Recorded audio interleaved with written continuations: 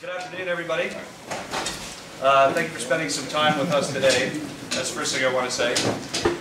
My name is Emil Parker, and today I just want to take a few minutes and I want to share with you how my life has changed since I first discovered this information, and a lot of information that you guys have probably seen. Just out of curiosity, how many people have seen the Zeitgeist movies?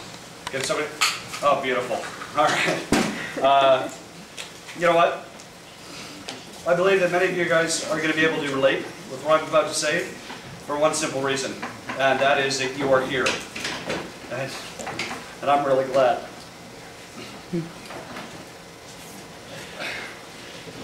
It's very emotional for me because, for most of my life I felt like I've been on the wrong planet.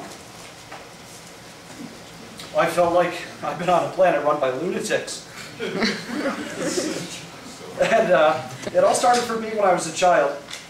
And as a child, like most children, I was told a few things. I was told to eat my food because there were millions of starving children around the world who don't have anything. I was told to thank God that I had a roof over my head because millions are homeless. Excuse me. And I was told to count my blessings, for I have my family, but many are grieving the death of loved ones from war, disease, and poverty. Now, I truly believe that the intent of these words are to make me appreciate what I had, to feel blessed. And not so strangely, I felt some other emotions. Number one, I was deeply disheartened.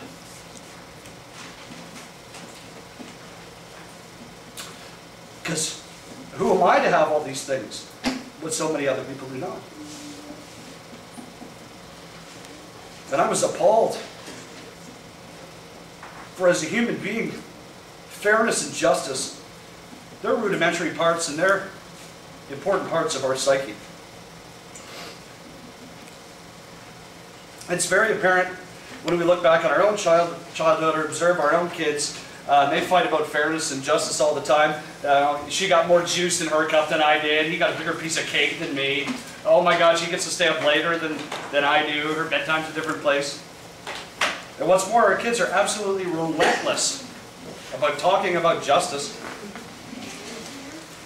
We hear them talk about how somebody did something wrong at school and they didn't get in trouble, or somebody else did something wrong and they got in trouble, or even got a spanking for something we didn't even do. You know? We're wired that way. We want justice, and we want equality. Humans love justice. Hollywood knows that. How many of you guys remember, you guys see, who saw Karate Kid? Anybody saw Karate Kid? Anybody remember the end scene of Karate Kid? Yeah? Daniel-san kicks that bully, elitist snot right in the face. I cheered. Did you cheer? I cheered. Hollywood knew that we would cheer. That's justice. One of many forms of justice. And we love justice. And I believe that we're deeply affected by injustice. And when we see it and we're forced to swallow it, it poisons us. It poisons our soul. It's like venom in our veins and it burns. We have to learn how to live with that. And we ask questions all throughout life, particularly when we're young, about life being unfair or unjust.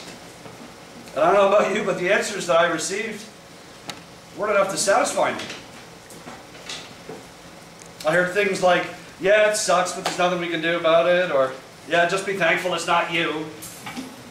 I heard, try not to think about it, you know, don't dwell on it, it'll just drive you crazy. And my all-time favorite, it's all just part of God's plan. Well, as far as I'm concerned, these are pretty weak-ass answers. And those didn't go away. Well, needless to say, the space-time continuum, marched on, and I grew up. And while I grew, I was sold some new ideas that were sure to fill the void in my soul and replace that pain of injustice. And that was self-indulgence. The monetary system, the economic system, told me what I needed to be a success. what I needed to be happy. I needed a nice big house, a fancy car, great clothes, great hairdo, gadgets, games, dining out. I needed all of those things. That's what I needed. So I did that. And I became what is commonly defined as successful. And I had it.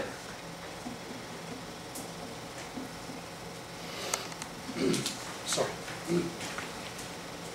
Well, many nights I would stay awake in my beautiful home with my plasma TV mounted over my fireplace, sitting on my luxurious leather furniture, my cool in-ground sprinkler, humming along, making my lawn green, being the envy of all the neighbors, my fancy cars sitting in my heated garage and my concrete stamped driveway and all that stuff.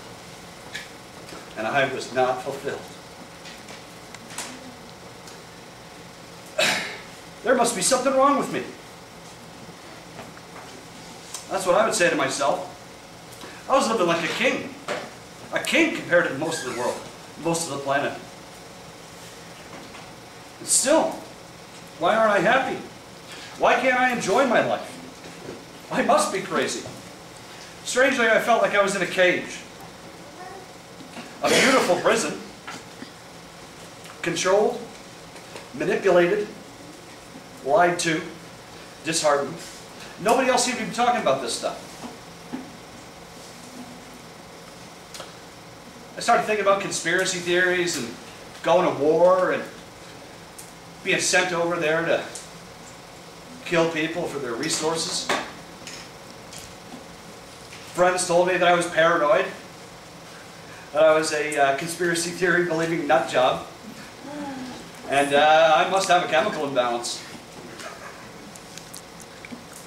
Nobody else seems to think there's a problem. All these people on TV look happy. Luckily, big pharmaceutical companies have an answer for everybody. Drugs, antidepressants.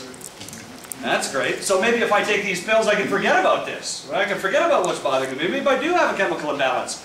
Maybe this self-indulgence thing is the key to success.